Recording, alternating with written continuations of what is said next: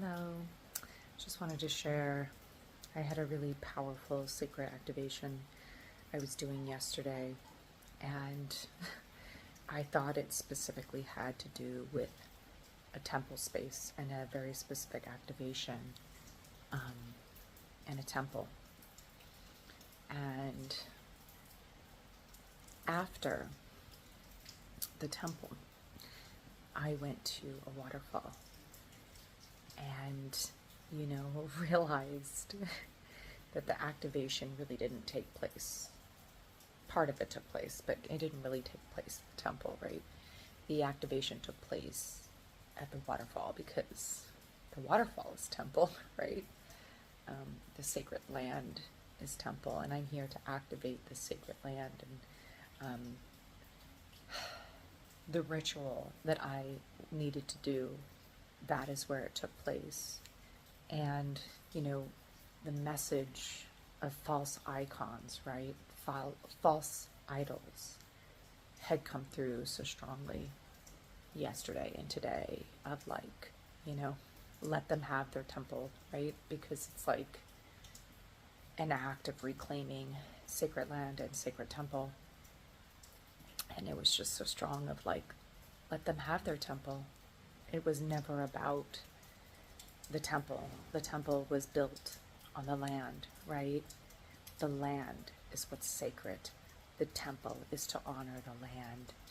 And this is the illusion and the distortion that we've been in, is that we honor the temple to spirit. The temple is that connection. And this is why I talk so much about the body and the land as temple, the act of spirit being sacred.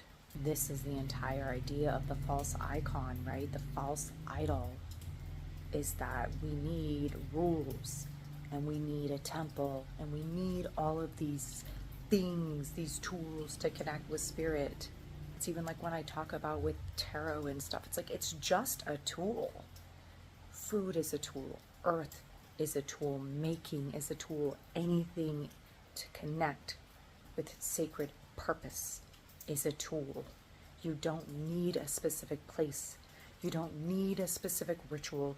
You don't need a specific way. It's all sacred. It is all sacred. We are sacred. The earth is sacred. The act of being and creating in this world is sacred. That is the gift. Me being in the waterfall was the sacred activation. Me honoring earth honoring me together. That's what's sacred. It has nothing to do with a temple or a practice or a belief or a rule or a regulation. The act of being present with sacred land. That is divinity. So much of my life has been freeing myself from others' perspectives, others' beliefs, others saying this is the only way to achieve something. Every religion, right? This is the only way to spirit. No, it's not. Anyway, pick a path. That's your path, right? It doesn't matter. It doesn't matter. It's not about that. It's about your soul's journey. And I was thinking about this today as far as tension with a belief around people in this space, right? And I was thinking about how in America specifically, right, people are like, this is how people are with politics right now. People, I've literally heard this out of many, many people's mouths. It's like, oh, like, if you voted for this person, then I can't even, like, you're X'd from my life. It's like, what? If I eliminated every person from my life who didn't share my beliefs, there wouldn't be anyone in my life, right? How does that make any sense to say I'm gonna not have someone in my life because they believe something different than me, right? But that's how we live. We want to confine ourselves in a little box with people that believe the same things as us so that we can double down on our belief system that we're right and everyone right. Yeah, we all know that this is the right way. That's not what spirit's about. That's not what truth is about. And that's not even what belief is about, right? If you are truly strong in your own beliefs, then you can honor someone else's and share and connect and interact and engage and love someone else despite having completely different views of reality. The truth is, we all have a completely different perspective of reality.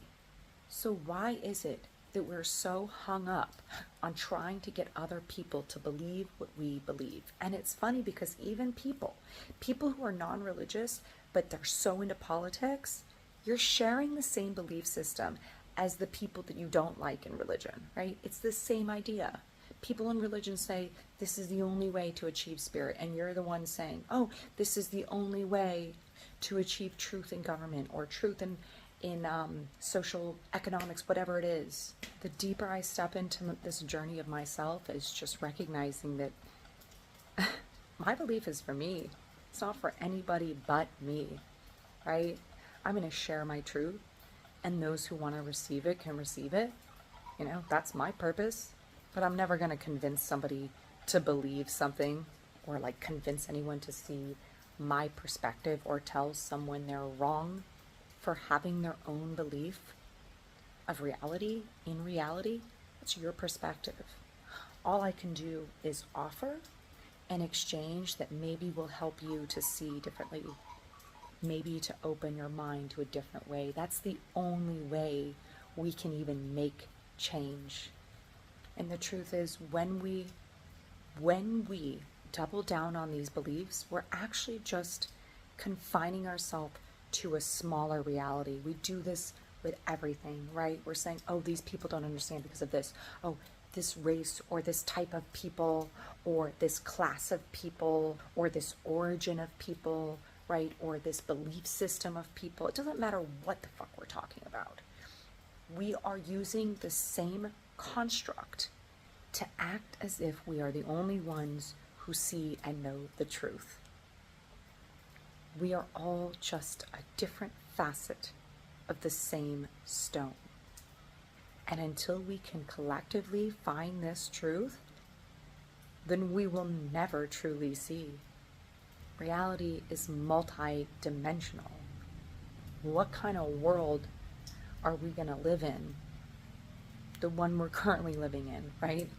Where people only associate with people under the same belief system and minimize others just for existing in a different perspective. What kind of world are we living in? And the truth is, it only takes one.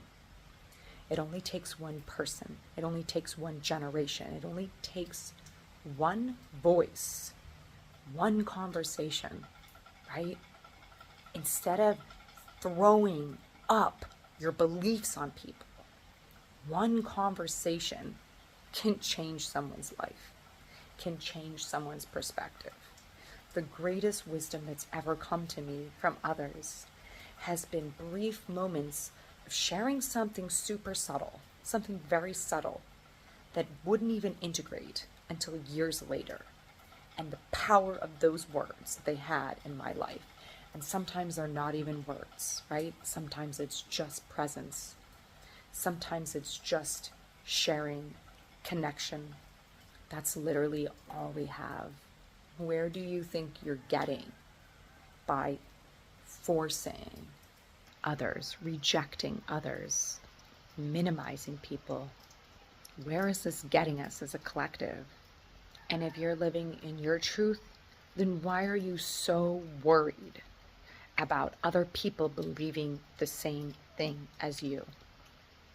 Yes, we all want collective change, right? Everyone. But that doesn't come through changing everyone into one belief system. It comes through recognizing that unity means all of us existing within our own form, right? And I'm thinking about the biodiversity of nature, of the ocean, right? Like, what makes it so beautiful? What makes life so beautiful? Look, this is what makes life so fucking beautiful. Diversity. That's what makes life this fucking beautiful, right? It's diversity. It has nothing to do with everything being the same. This is the beauty of life, right?